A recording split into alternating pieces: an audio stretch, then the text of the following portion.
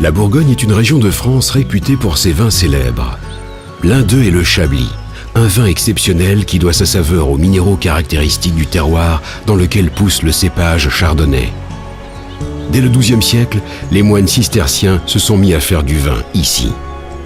La famille Michel s'inscrit dans une longue tradition. L'histoire du vignoble, ça remonte à 1850 pour le plus loin qu'on ait pu remonter.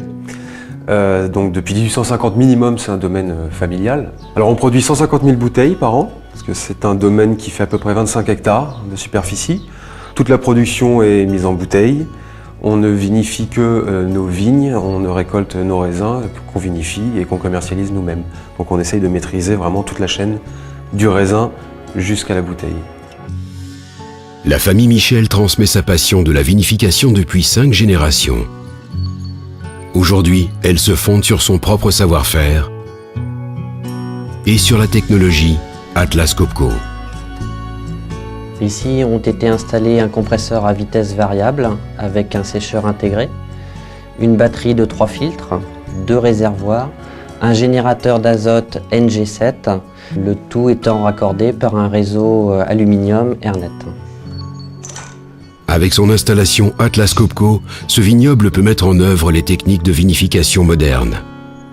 Comme dans beaucoup d'entreprises, l'air comprimé, on en a besoin à tous les niveaux, notamment au niveau de la chaîne de mise en bouteille, toutes les machines qui ont besoin d'air comprimé.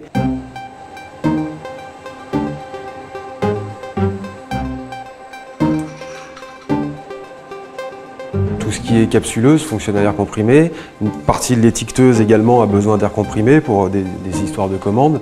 Donc oui, tout à fait, c'est important. Ouais. Cela fait longtemps déjà que les raisins ne sont plus écrasés à pieds nus. Un vignoble moderne, tel que celui de la famille Michel, cherche constamment des moyens d'innover. Voilà pourquoi il a investi dans un générateur d'azote. Le générateur d'azote, ça c'est quelque chose de nouveau. On a profité du fait qu'on changeait de compresseur pour prendre un générateur d'azote, parce qu'on a besoin beaucoup d'azote en viticulture, en vinification. Nous, on s'en sert à 2 niveaux. La première, c'est juste avant la mise en bouteille. L'azote nous permet d'enlever du gaz carbonique qui se trouve naturellement dans le vin, donc de baisser le niveau de gaz carbonique avant la mise en bouteille. Et au moment de la mise en bouteille, l'azote nous permet d'inerter les bouteilles avant de mettre le vin dedans, puisque l'azote est un gaz neutre. Donc grâce à ça, on peut chasser totalement l'oxygène qui se trouve dans les bouteilles vides, juste avant de mettre le vin et ensuite de boucher la bouteille. Avec une pureté de 99,5%, le générateur d'azote NG7 d'Atlas Copco a rendu la vie de ses vignerons nettement plus facile. Notre client utilisait déjà de l'azote mis en bouteille. Il s'est orienté vers une production sur site d'azote pour un aspect financier, économique et également pour simplifier la gestion de son azote, puisque autrefois il était obligé de se déplacer pour aller remplacer ses bouteilles. Aujourd'hui, il est complètement débarrassé de ce souci. Pour le générateur d'azote, il est important d'avoir un air déshydraté. Donc le sécheur est évidemment important et le fait d'avoir choisi une solution intégrée rend beaucoup plus simple l'installation et également plus compacte la salle compresseur.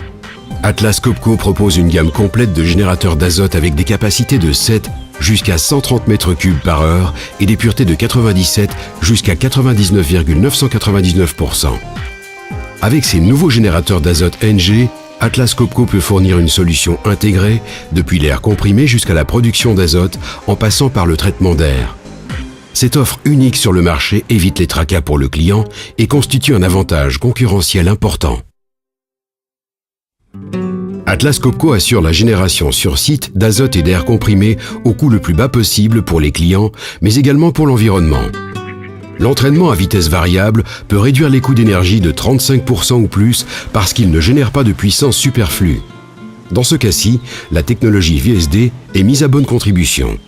Parce qu'on ne met pas en bouteille tous les jours, on a des besoins fluctuants d'azote, donc il nous a semblé plus intéressant en termes d'économie d'énergie d'avoir un compresseur variable pour justement produire de l'azote vraiment au moment où on en a besoin.